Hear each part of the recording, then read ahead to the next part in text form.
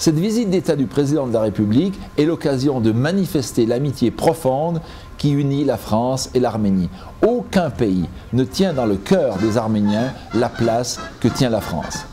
Cette visite est un succès immense par l'adhésion qui est portée vers le président de la République à cette occasion.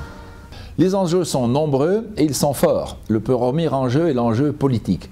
Le président vient pour conforter l'Arménie dans la recherche d'un règlement au conflit auquel elle est partie dans la région. D'abord le conflit du Haut-Karabakh, qui est le défi numéro 1 de ce pays. En quoi consiste-t-il?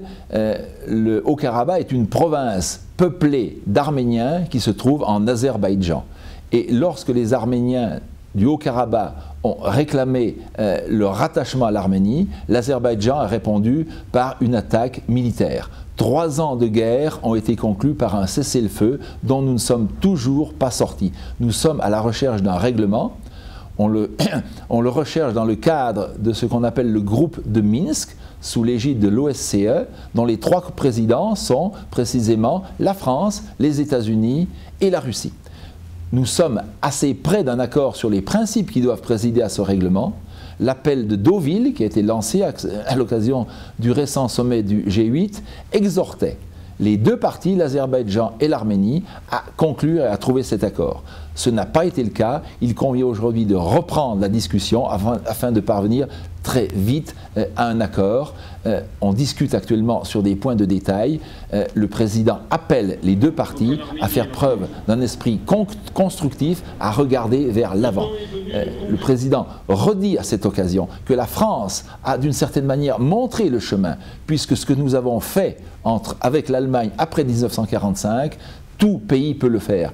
La leçon de l'exemple franco-allemand est qu'il n'y a pas de blessure si vive, ni de fossé si profond qu'il ne puisse être surmonté. Le président exhorte ses interlocuteurs à suivre l'exemple franco-allemand pour faire du Caucase, comme nous l'avons fait de l'Europe, une zone de coopération, de croissance et d'entente. Et puis ensuite, la relation avec la Turquie. Et le président appelle à ce moment l'Arménie à faire preuve de courage, d'avoir l'audace de la paix et à dire non à l'immobilisme. Vous savez que la France a accueilli par dizaines de milliers les Arméniens rescapés du génocide après 1915. Le second enjeu porte sur notre relation bilatérale. Cette amitié doit être concrète, elle l'est.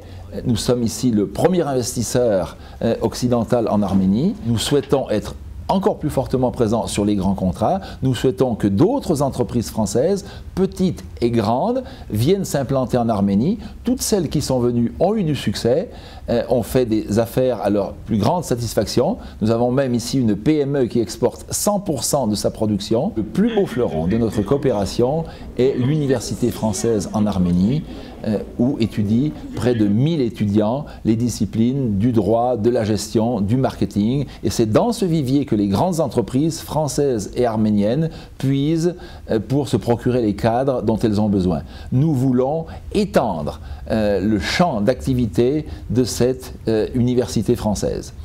Nous souhaitons également donner une impulsion sur le plan de notre relation en termes scolaires, et le président appelle à cette occasion à la construction d'un lycée français ou franco-arménien afin que nous ayons une filière complète de l'enseignement francophone depuis la maternelle jusqu'à l'université. Seul nous manque aujourd'hui le maillon du lycée. Ce sera, nous l'espérons, très prochainement chose faite.